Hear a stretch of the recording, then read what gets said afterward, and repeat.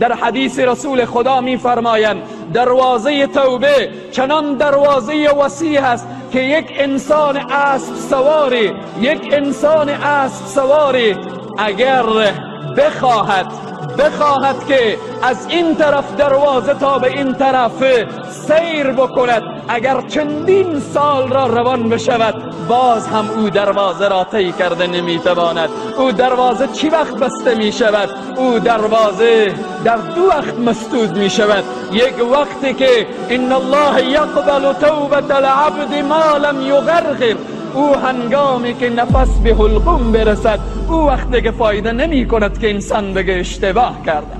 مثل توبه فرعون توبه کرد زمانی که به دریا غرق شد، گفت آمنت برب هارون و موسی، گفت خدایا ایمان آوردم به رب هارون و موسی.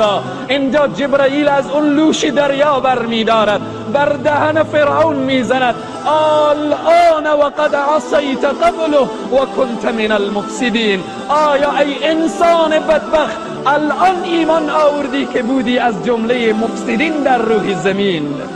یک وقت است نگذاریم که نفس به حلقوم برسه. نفس به حلقوم رسید توبه قبول نمی شود.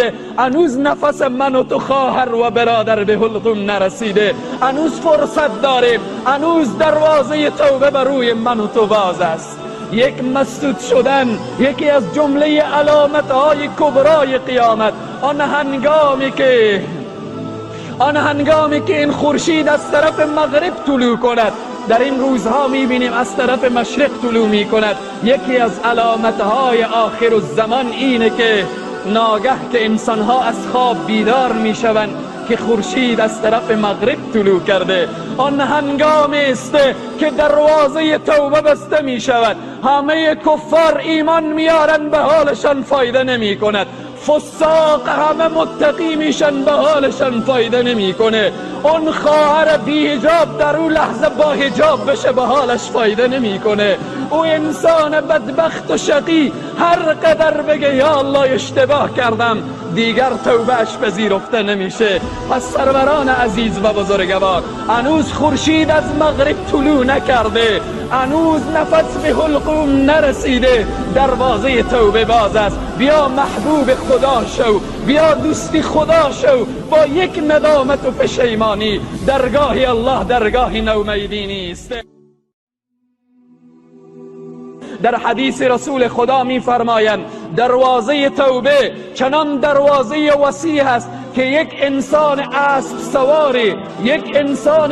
سواری اگر بخواهد که از این طرف دروازه تا به این طرف سیر بکند، اگر چندین سال را روان بشود باز هم او دروازه را طی کرده نمیتواند. او دروازه چی وقت بسته می شود؟ او دروازه در دو وقت مسدود می شود. یک وقتی که ان الله یقبل توبة العبد ما لم یغرغر، او هنگامی که نفس به حلقوم برسد، او وقتی که فایده نمی کند که انسان بگه اشتباه کرده.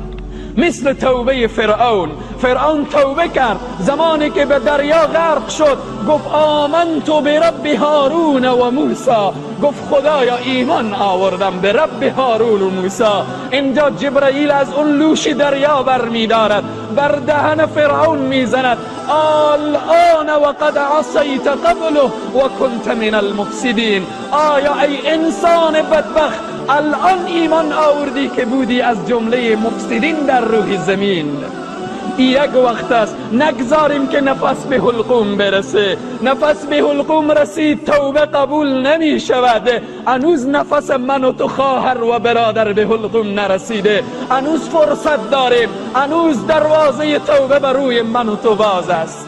یک مسدود شدن یکی از جمله علامتهای کبرای قیامت. آن هنگامی که این خورشید از طرف مغرب طلوع کند، در این روزها میبینیم از طرف مشرق طلوع میکند. یکی از علامتهای آخر الزمان اینه که ناگه که انسانها از خواب بیدار میشوند که خورشید از طرف مغرب طلوع کرده. آن هنگامی است که دروازه توبه بسته می شود. همه کفار ایمان میارن، به حالشان فایده نمی کند. فساق همه متقی میشن، به حالشان فایده نمیکنه. اون خواهر بی حجاب در اون لحظه با حجاب بشه، به حالش فایده نمیکنه. او انسان بدبخت و شقی هر قدر بگه یا الله اشتباه کرد.